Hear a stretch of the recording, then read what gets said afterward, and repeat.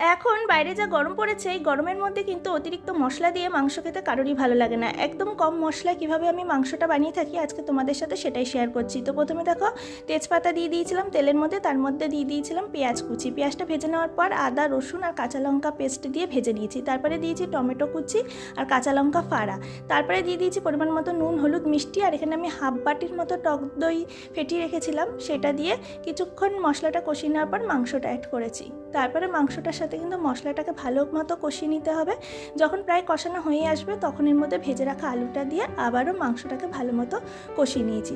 যখন কষানো হয়ে গেছে তখন এবার আমি এর মধ্যে গোলমরিচের গুঁড়ো অ্যাড করেছি। তোমরা চাইলে লাল লঙ্কার গুঁড়ো দিতে পারো, তবে অতিরিক্ত গরমে আমি লাল লঙ্কার গুঁড়ো খুব একটা বেশি ইউজ করি না। তারপরে দিয়ে দিয়েছিলাম গরম জল।